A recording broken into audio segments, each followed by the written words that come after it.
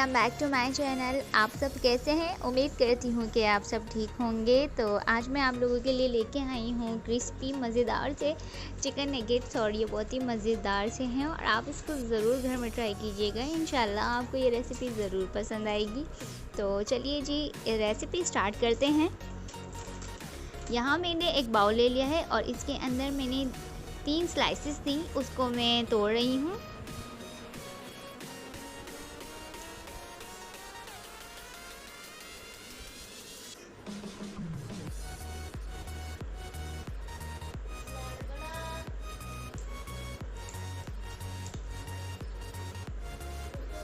और यहाँ मैंने हाफ़ कप दूध लिया है जो इसके अंदर मैं डाल रही हूँ ताकि ये भीग जाए और इसको अच्छे तरीके से प्रेस कर लूँगी ताकि ये नरम हो जाए, क्योंकि जब हम कीमे के अंदर इसको ऐड करेंगे तो ये एक स्मूथ इस पर इफेक्ट देगा।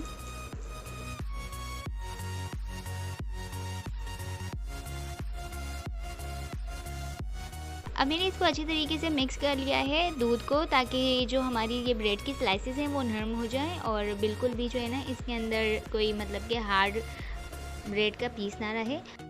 अब एक चिकन कीमा ले लिया है जिसको मैंने अच्छे तरीके से धो के रख लिया था और यहाँ पर 1 टीस्पून लहसुन पाउडर है, 1 टीस्पून जीरा पाउडर है और हाफ़ टी स्पून मैंने नमक लिया है और हाफ़ टी स्पून ही ब्लैक पेपर है और 1/4 टीस्पून यहाँ ऑरिगानो और 1 टीस्पून रेड चिली फ्लेक्स है और यहाँ पर हाफ़ टी स्पून मैंने चाइनीज़ सॉल्ट लिया है। और अब इन तमाम मसालों को मैं अच्छे तरीके से मिक्स कर लूँगी ताकि हमारी जो चिकन के अंदर टेस्ट ना बहुत मज़े सा आए और जूसी सा आए। तो अब जो है इसको अच्छे तरीके से आपने पहले मिक्स कर लेना है। आप ऐसा भी कर सकते हैं कि चॉपर के अंदर आपके पास अगर चिकन है तो वो क्यूब्स काट के और आप इसके अंदर ये तमाम मेथड को फॉलो कर सकते हैं। यहाँ मेरे पास चिकन का कीमा था तो मैं इसलिए इस तरीके से बना रही हूँ। और अब इसके अंदर एक अंडा था वो मैं शामिल कर दूँगी और अंडा शामिल करने के बाद इसको अच्छे तरीके से आपने मिक्स कर लेना है।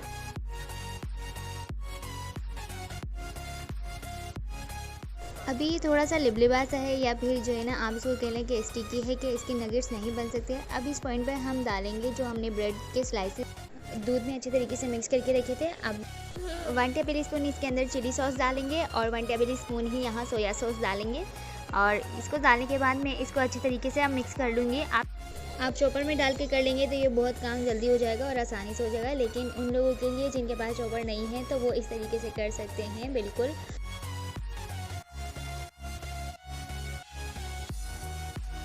अब आपने इसको इतना अच्छे तरीके से मिक्स करना है कि जो ब्रेड का स्लाइस है वो कोई भी साबुत ना रहे। तो अगर वो साबुत रहेगा तो हमारे नगेट्स अच्छे तरीके से नहीं बनेंगे। तो यहाँ पर देखिए अभी स्टिकी सा है और ये सेट नहीं है, तो अब मैं इसको 20 मिनट के लिए फ्रिज में रख दूँगी ताकि ये थोड़ा सेट हो जाए, फिर हम इसके नगेट्स बनाएंगे। तो सच में ये बहुत ही जूसी और मज़ेदार से बनते हैं, आप इसको ज़रूर ट्राई करें। अब चलें, हमारी चिकन तो रेडी है और अब बारी है इसकी कोटिंग के लिए। तो यहाँ पर मैंने लेस चिप्स ले लिए हैं और एक अंडा ले लिया है और 1 टेबल स्पून कॉर्नफ्लावर ले लिया है, हाफ़ कप मैदा। अब मैदे के अंदर मैं कॉर्नफ्लावर डाल दूँगी, कॉर्नफ्लावर बोल लीजिए या कॉर्न स्टार्च जो आप कहते हैं वही। इसके अंदर शामिल करने के बाद 1/4 टीस्पून ब्लैक पेपर ऐड कर दूँगी और 1/4 टीस्पून ही यहाँ पर ऑरिगानो इसके अंदर शामिल कर दूँगी ताकि जो हमारी मैदे की जो बाइंडिंग है या कोटिंग है इसके अंदर एक अच्छा सा फ्लेवर आ जाए। अब यहाँ पर मैंने एक अंडा ले लिया है, इसको अच्छी तरीके से फेंट लेना है और इसके अंदर मैंने डाला है थोड़ा सा नमक ताकि जो इसके अंदर भी टेस्ट आ जाए, वरना भी जो है ना फीका फीका लगेगा। तो यहाँ पर मैंने 1 पिंच सॉल्ट लिया है और इसको अच्छे तरीके से मैं फेंट लूँगी।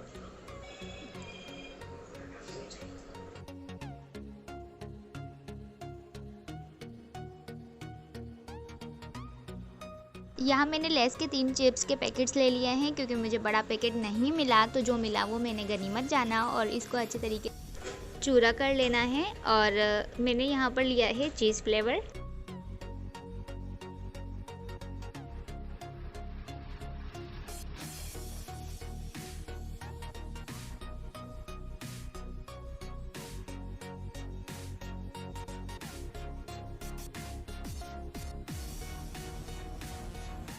अब इसको अच्छी तरीके से चूरा कर लिया है मैंने और यहाँ पर कोई साबुत पीस रह गया था तो वो मैं इसको तोड़ रही हूँ हाथों की मदद से।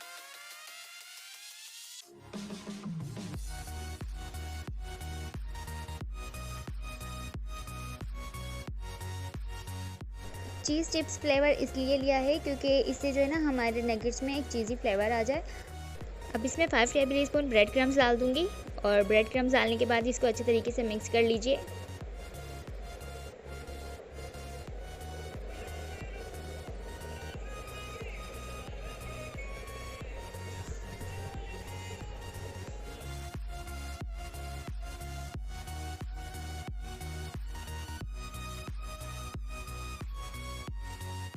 चलिए जी, अब यहाँ पर हमारी कोटिंग रेडी हो चुकी है और 15 से 20 मिनट भी हो चुके हैं। हमने जो कीमा रखा था फ्रिज के अंदर ताकि वो सेट हो जाए, तो अब हम इसको निकाल लेंगे और अब इसके नगेट्स बना लेंगे।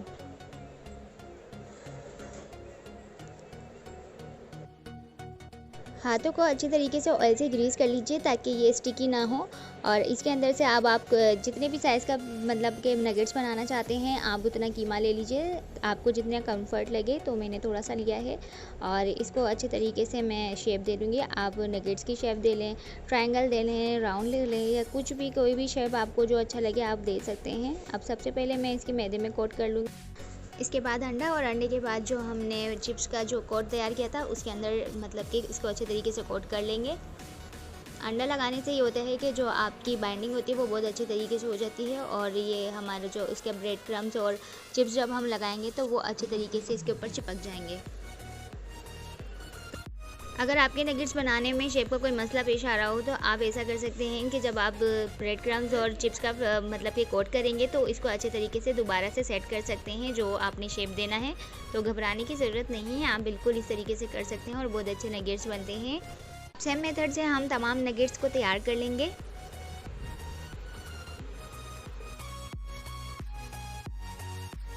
यहाँ पर तमाम नगेट्स तैयार हो चुके हैं और अब मैं इसको सेट होने के लिए फ्रिज के अंदर रख दूँगी। इस पॉइंट पर आप इसको फ्रीज़ करके 1 मंथ के लिए भी रख सकते हैं और 1 मंथ तक ये बिल्कुल अच्छे तरीके से इनका फ्लेवर बिल्कुल यही रहेगा। और लेकिन जब आप इसको रखें तो एयर टाइट कंटेनर में रखिए।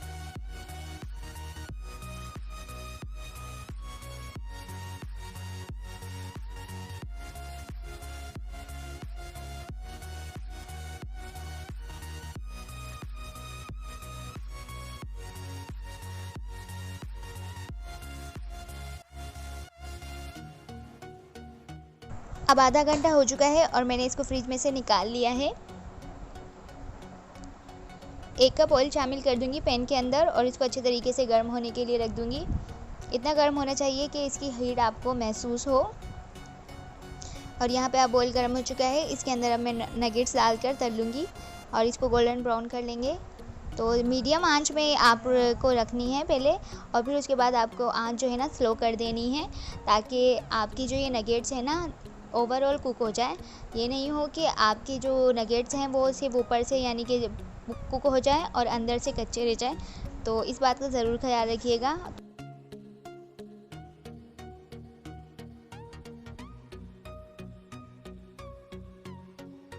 आपने इसको वन साइडेड से अच्छे तरीके से कुक होने देना है, टर्न नहीं करना वरना ये बिखर जाएंगे। तो आप इसको अच्छे तरीके से सुकून से पहले पकने दीजिए, फिर उसके बाद टर्न कीजिएगा।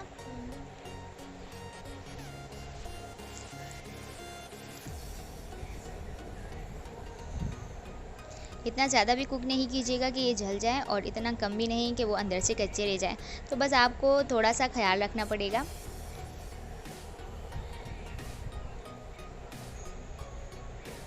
अब 1 साइडेड कुक हो चुके हैं तो अब मैं इसकी साइडें चेंज कर रही हूँ।